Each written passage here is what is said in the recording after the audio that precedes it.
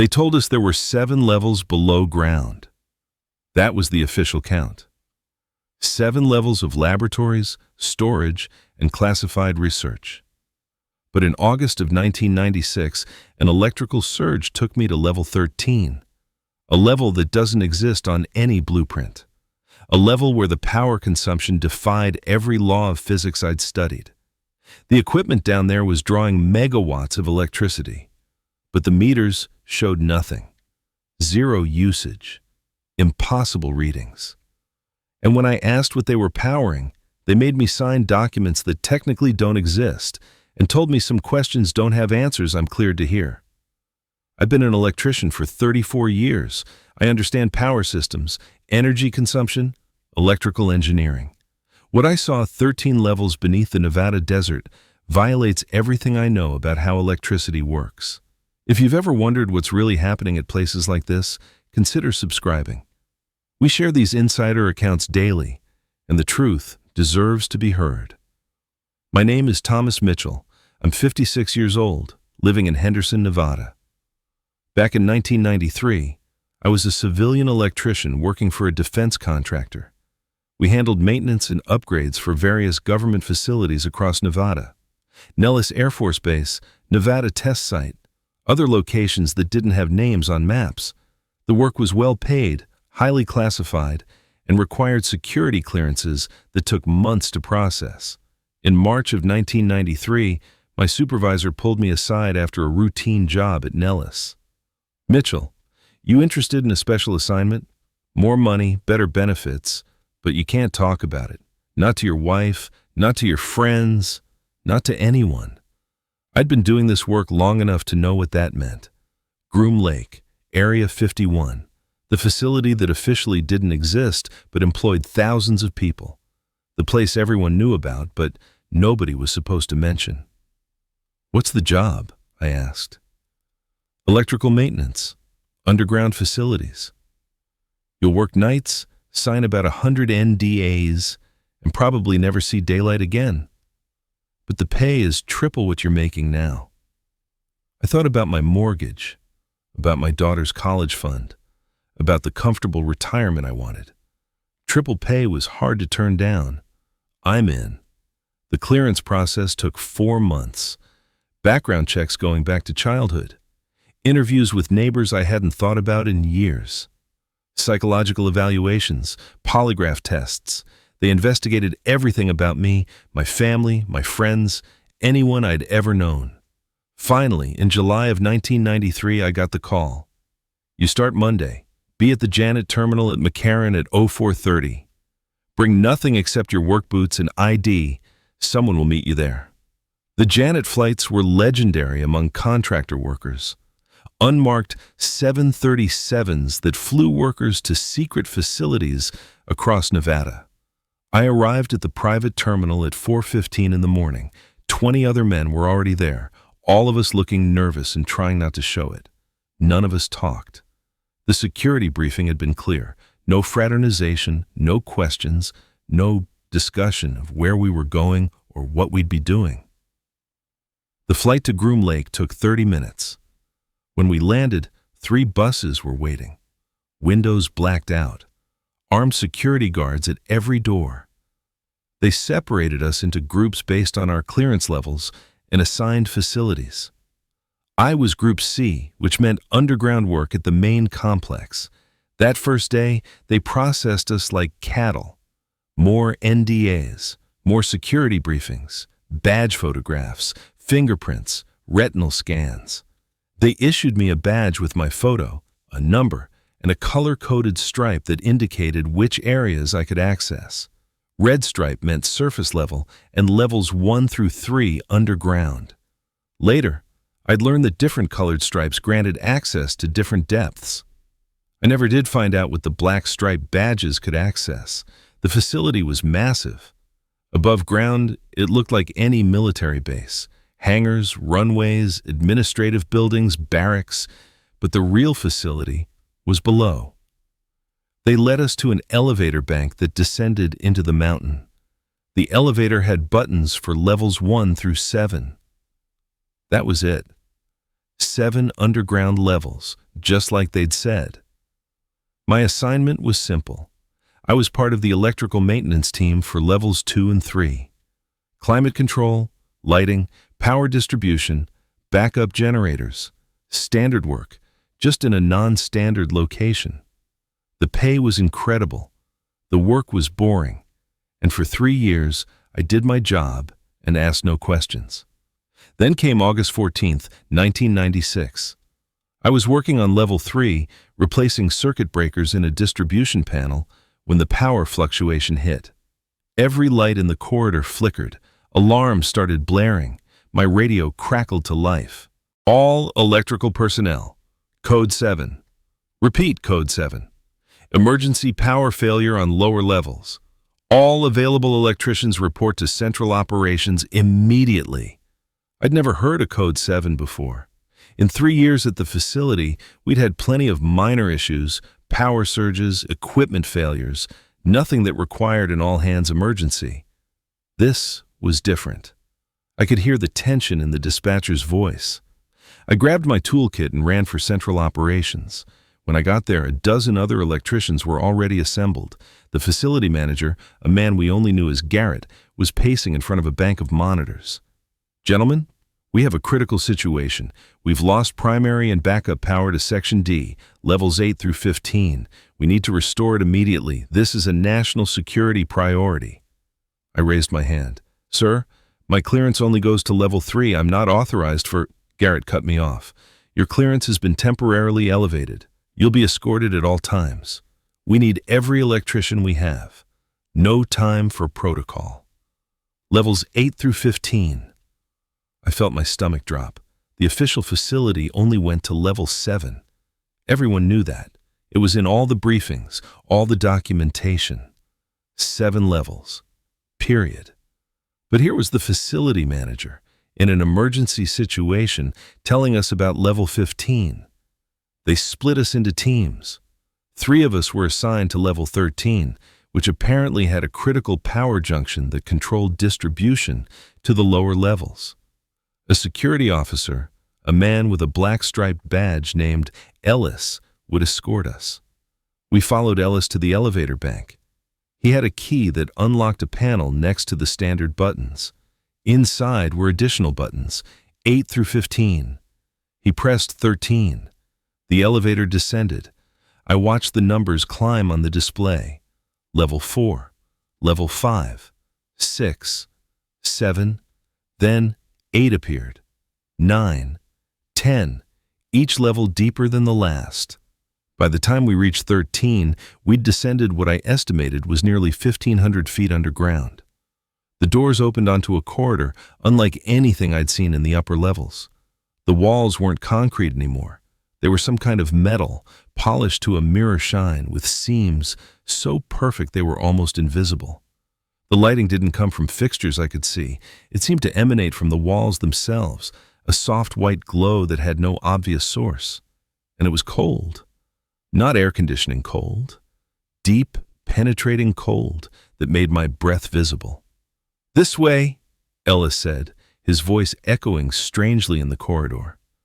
We walked for what felt like 5 minutes, passing sealed doorways with no markings, no numbers, nothing to indicate what was behind them. Finally, we reached a heavy door with a biometric scanner. Ellis pressed his hand against it, and the door slid open silently. The room beyond was the size of a small warehouse, and it was filled with equipment I didn't recognize. Not industrial generators or transformers or any standard electrical gear. These machines were different. Smooth, curved surfaces, no visible controls or displays, and all of them were connected to massive cables that disappeared into the floor. The walls, the ceiling. At the center of the room stood a single piece of equipment that made no sense. It was a perfect sphere, maybe 10 feet in diameter, floating about 3 feet off the ground. No supports, no machinery underneath it, just floating there, rotating slowly with that same soft white glow emanating from within. "Gentlemen," Ellis said, "that's your power distribution hub. It's been offline for 17 minutes. We need it back online immediately." I stared at the floating sphere, stared at my fellow electricians who looked just as confused as I felt. Then I looked at the power meters on the wall. They were showing usage readings that didn't make sense. Megawatts of consumption. More power than a small city would use. But the meters themselves showed zero input. No power coming in, massive power going out. Physically impossible. "Sir," one of the other electricians, a guy named Warren, asked carefully, "What exactly are we looking at here?" Ellis's expression didn't change. "You're looking at a temporary power distribution failure that needs to be corrected. The technical details are above your pay grade. Your job is to restore function using standard electrical protocols. Can you do that, or do I need to find someone who can?" We exchanged glances. Standard electrical protocols. For a floating sphere powered by nothing that was somehow distributing megawatts to levels that officially didn't exist. "We'll do our best," I said. Ellis nodded. "You have 30 minutes. I'll be right outside. Do not touch anything except the distribution connections. Do not attempt to access any other equipment in this room. Do not take photographs. Do not make notes. Do your job and nothing else. Understood?" "Understood." He left. The door sealed behind him, and the three of us stood there, electricians from Henderson and Las Vegas and Reno, staring at technology that shouldn't exist. Warren spoke first. "What the hell is this?" "I don't know, but we've got 30 minutes to fix it, or we're going to have problems." We approached the sphere carefully. Up close, I could see that the glow wasn't coming from inside it. The sphere itself was glowing, the material somehow luminescent. And it was warm. Not hot, just pleasantly warm, despite the cold air in the room. The cables connecting to it weren't standard electrical cables. They looked like fiber optics, but thicker, and they pulsed with that same soft light. Where they connected to the sphere, there were no junction boxes, no terminals, no visible connection points. The cables just entered the sphere, seamlessly, like they were part of it. "How are we supposed to fix this?" the third electrician, Martinez, asked. "We can't even tell where the problem is." I started checking the conventional equipment in the room, the power meters, the distribution panels, the backup systems. Everything looked normal. Everything except the readings, which continued to show impossible numbers. Then I noticed something. One of the fiber optic cables, the one that ran to the southern wall, was dim.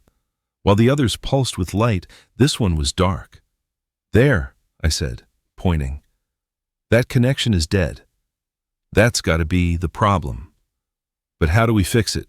Martinez asked. "We don't have the tools for this. We don't even know what this is." I examined the dark cable where it entered the sphere, and that's when I saw it. A tiny seam, a hairline crack in the surface where the cable connected. Microscopic, barely visible, but it was there. "It's damaged," I said. "The connection is broken. We need to either repair it or bypass it." "With what?" Warren demanded. "We've got wire strippers and voltmeters. This isn't exactly standard electrical work." I thought about it. Thought about the 30 minutes we had. Thought about the facility manager's tension, the national security priority, the fact that they'd temporarily elevated our clearance to get us down here. Whatever this equipment was doing, it was critical. Critical enough to break protocol. Critical enough to bring 3 civilian electricians into a level that didn't officially exist. We bypass it, I decided. We run a temporary connection from one of the active cables to the southern distribution panel. It won't be permanent, but it might restore function long enough for them to bring in whoever actually maintains this equipment. "You're going to jury-rig alien technology with electrical tape and wire nuts?" Martinez looked at me like I'd lost my mind. "You have a better idea?" He didn't. We spent 20 minutes creating the most ridiculous patch job of my career. Standard copper wire spliced into a glowing fiber optic cable that connected to a floating sphere powered by nothing. Every electrician safety protocol I'd ever learned screamed that this was impossible, dangerous, and stupid. But it worked. The moment we completed the connection, the southern distribution panel came back online. The dark cable began to glow again, and the floating sphere pulsed once, bright enough to make us shield our eyes, before settling back to its normal luminescence. The door opened. Ellis stood there, checking his watch. 28 minutes. Well done. Pack up and head to the surface. Your supervisor will debrief you. We gathered our tools in silence. As we left the room, I took one last look at the floating sphere, at the impossible equipment, at the power meters still showing 0 input and massive output. On the elevator ride up, Ellis spoke for the first time. What you saw today is classified at the highest level. You'll sign additional NDAs. You'll never speak about it to anyone, including each other. As far as the records show, you responded to a standard power failure on level 3. Nothing more. The work you did today never happened. The level you were on doesn't exist. Understood? We all nodded. When we reached the surface, they separated us immediately. Different debriefing rooms, different security officers. I sat across from a man in a dark suit who pushed a stack of documents across the table. Read these, sign these. Remember that violating these agreements carries a minimum sentence of 20 years in federal prison. I read them. Legalese about national security, classified information, technical data, reverse engineering prohibitions, words that danced around what I'd actually seen without ever directly stating it. I signed them all. They kept me for 3 more years after that. Same job, same levels, same boring electrical work. But they never sent me to level 13 again. Never even acknowledged it existed. My clearance stayed at red stripe, surface level, and levels 1 through 3 only. But I couldn't stop thinking about what I'd seen. That sphere, that impossible power system, those readings that violated every law of physics. I started paying attention to things I'd previously ignored.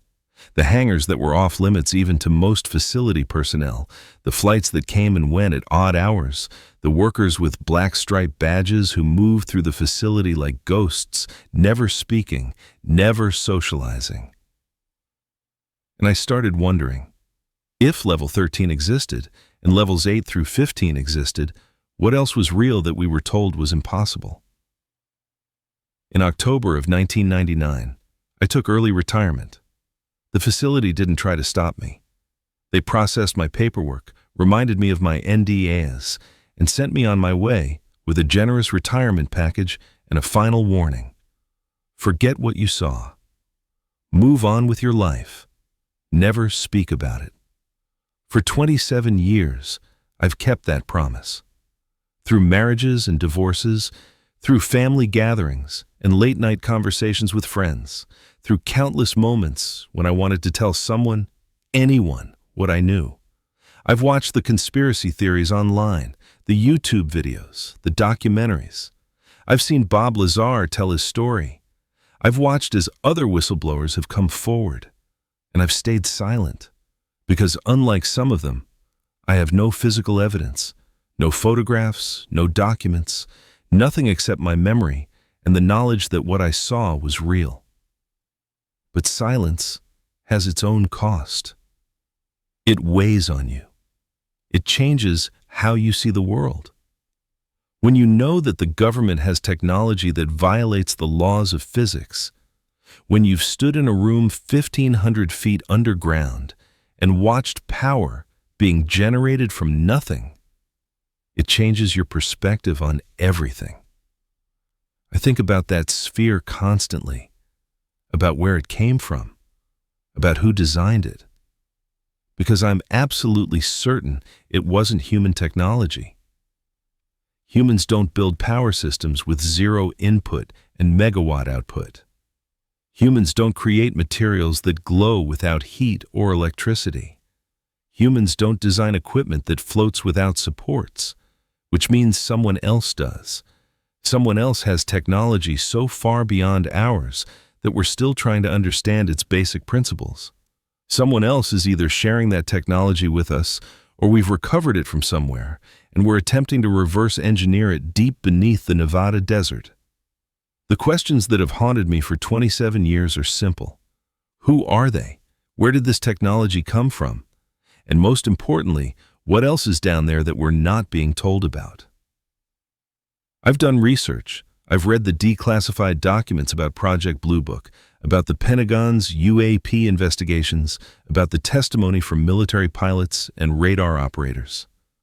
I've studied physics, trying to understand if there's any conventional explanation for what I saw. Zero-point energy, quantum mechanics, exotic matter theories. Nothing explains it. Nothing in our current understanding of science accounts for a power system like the one on level 13, which leaves only unconventional explanations, recovered technology, alien artifacts, equipment that came from somewhere else, built by someone else, for purposes we don't fully understand. The timing is interesting too. 1996.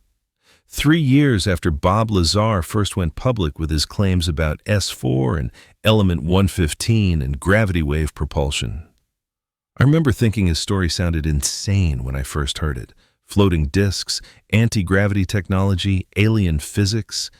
Then I stood in a room with a floating sphere powered by nothing, and suddenly Bob Lazar didn't sound so crazy anymore. I'm not claiming to know what that sphere was. I'm not claiming to understand the physics behind it. I'm just an electrician who was in the wrong place at the right time, who saw something he wasn't supposed to see, and who's carried that knowledge for nearly 3 decades. But I know what I saw was real. I know that level 13 exists, no matter what the official blueprints say. I know that there's technology at that facility that's beyond anything publicly acknowledged. And I know that the people running that operation will do everything in their power to keep it secret. The question is, why? If we have access to technology this revolutionary, why keep it hidden?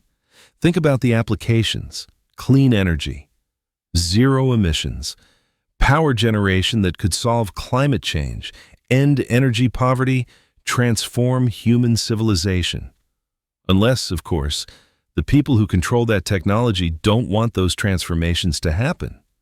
Unless there are economic interests, political considerations, power structures that would be disrupted by releasing this capability to the world.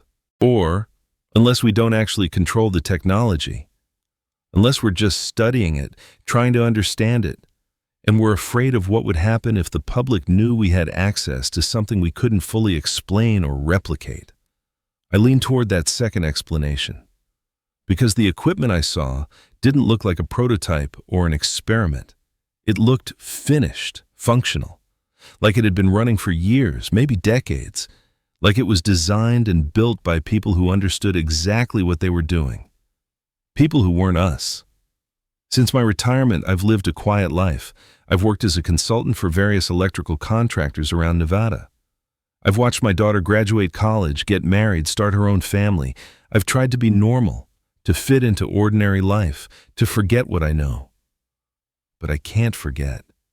And watching the news recently, watching as the government slowly admits that UAPs are real, that there are objects in our skies demonstrating technology beyond our current capabilities, I feel like the wall of secrecy is finally starting to crack. So I'm adding my voice to the others. I'm confirming what whistleblowers like Bob Lazar have said for years. There is technology at Area 51 that doesn't match our current understanding of physics. There are levels beneath the facility that officially don't exist. There are programs so classified that even the people working on them only see tiny pieces of the puzzle. And somewhere, someone knows the full story. Someone knows where that technology came from. Someone knows what it's capable of. Someone has answers to questions the rest of us aren't even allowed to ask. I'm Thomas Mitchell. I'm a retired electrician. On August 14th, 1996, I worked on level 13 of a facility that officially only has 7 underground levels. I saw a power system that generated electricity from nothing. I helped repair equipment that I didn't understand using methods that shouldn't have worked. They told me to forget what I saw. They told me it never happened. They told me the level I was on doesn't exist. But I was there. I saw it. And I'm done keeping their secrets. The truth is buried 1,500 feet beneath the Nevada desert. 13 levels down, behind biometric locks and armed guards and ND, as that threatened federal prison. But it's there. Real, functional, impossible technology that proves we're not being told the full story about what our government knows and what they've recovered. How many other facilities have levels that don't officially exist? How many other workers have seen things they were told to forget? How many more secrets are being kept in the name of national security? If you've worked at classified facilities and seen things that don't make sense, if you've signed ND, as that haunt you, if you're carrying knowledge you were told to bury, I want you to know, you're not alone. The evidence is mounting, the testimonies are accumulating, and eventually the truth is going to come out. Until then, people like us have a choice. Stay silent and protect the system that demands our silence. Or speak up and add our voices to the growing chorus demanding transparency. I've chosen to speak up. After 27 years of silence, after countless nights wondering if I did the right thing by keeping quiet, I've decided that the truth matters more than my comfort. They wanted me to forget, to move on, to pretend that impossible technology doesn't exist beneath our feet. I'm done pretending. What do you think is really happening in those underground levels? Have you worked at classified facilities and seen things that didn't make sense? Share your thoughts below, because every person who speaks up makes it harder for them to maintain the cover-up. Every testimony adds weight to the evidence, and eventually, the wall of secrecy will crumble. Let's keep pushing until we finally get the whole truth about what's been hidden from us all these years.